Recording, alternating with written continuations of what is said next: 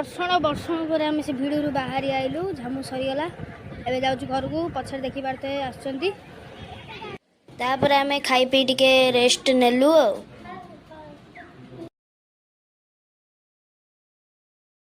ତାପରେ ଆମର ସନ୍ଧ୍ୟାବେଳ ପ୍ଲାନିଂ, ଆମର ବେଲପଣା ମେକିଂ ସ୍ପେଶାଲିଷ୍ଟ ମୋ ମା ବେଲପଣା ତିଆରି କରିଛି। ଦିଦି ଆମର ଲାଗିଯାଇଛି ଆମର ସାନପାଙ୍କ ସରପ୍ରାଇଜ ଗିଫ୍ଟରେ, ମାନେ ସାନପାଙ୍କ ପାଇଁ କେକ୍ ଫେକ୍ ତିଆରି ହେଉଛି। କେତେ କ'ଣ ହେଉଛି। ଅଧା କାମ ସରିକି ଆମେ ଯାଉଛୁ ଶାଳା ମନ୍ଦିର। ଆସିଲେ ଫୁଲ କାମ କରିକି ଆମ ଦାଦାଙ୍କୁ ଗିଫ୍ଟଟା ଦେବୁ। ଚାଲନ୍ତୁ ଦେଖିବା ଆଉ କ'ଣ କ'ଣ ଚାଲିଛି ଆଉ।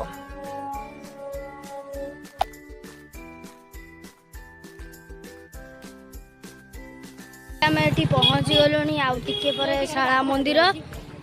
ଦେଖିପାରୁଥିବେ ପୋଲିସ ସବୁ ଜଗିଛନ୍ତି। ଚାଲନ୍ତୁ ଦେଖିବା ଆଉ। ପହଞ୍ଚି ସାରିଲୁଣି, ଦେଖିପାରୁଥିବେ ଏଠି କେତେ ଭିଡ଼। ତାପରେ ବି ସାମ୍ନାକୁ ଯାଉଛୁ।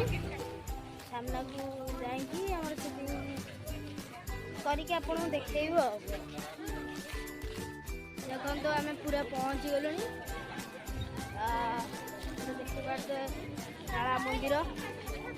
କନଷ୍ଟ୍ରକ୍ସନ କାମ ବି ଚାଲିଛି ଏପର୍ଯ୍ୟନ୍ତ।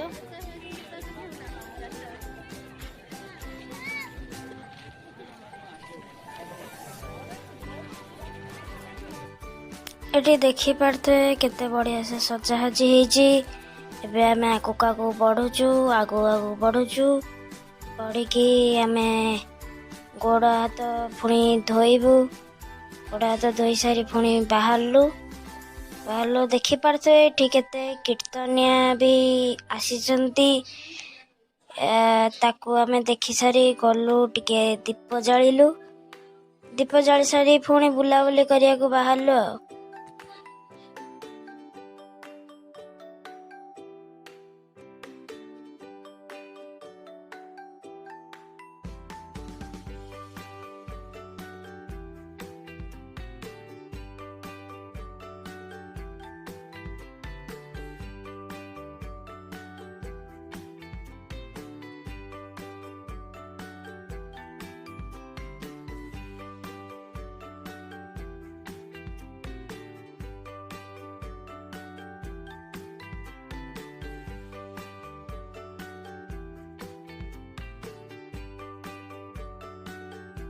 ସେଠିକି ଓଡ଼ିଶୀ ନାଚିବା ପାଇଁ ବହୁତ ସୁନ୍ଦର ସେ ଲୋକ ସଜେଇକି ଆସିଥିଲେ।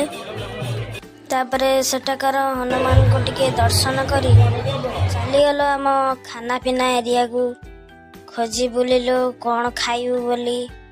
ଆଉ ଦେଖ ଯେ ଆମେ କେମିତି ଯାଉଛୁ। ବହୁତ ଭିଡ଼ ବି ହେଇଛି ଆଜି, ସେଥିପାଇଁ ଯିବାକୁ ଟିକେ ଅସୁବିଧା ହେଉଛି। ସୁଟିଂରେ ବି ଟିକେ ଅସୁବିଧା ହେଉଛି। ଚାଲନ୍ତୁ ଦେଖିବା କ'ଣ ହେଉଛି ଆଗକୁ।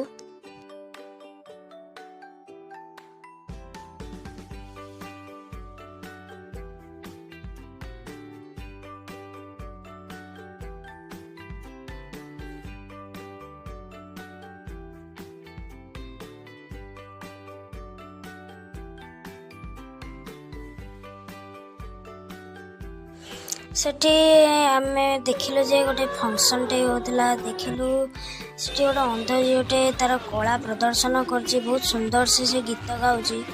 ତାକୁ ବି ମୁଁ ଛାଡ଼ି ନଥିଲି, ସୁଟିଂ କରିଥିଲି।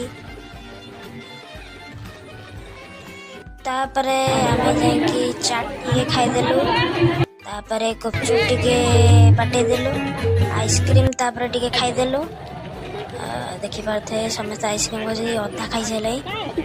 ମାମା ତ ଧରିଛନ୍ତି, ଇଏ ଛିଣ୍ଡେଇ ପାନି ବିଚାରଟା କ'ଣ କରି ଏପଟ ସେପଟ ହେଉଛି। ତାପରେ ଆମେ ବାହାରି ଆସିଥିଲୁ। ବାହାରି ଆସି ଘରେ ଆମେ କେକ୍ଟାକୁ ଏତେ ସୁନ୍ଦର ସେ ସଜେଇଥିଲୁ। ଦେଖିପାରୁଥିବେ ଜେମ୍ସ ପକେଇ କେମିତି ସଜେଇଛୁ। ଏତିକି ଥିଲା ତ ଆମ ବ୍ଲଗ।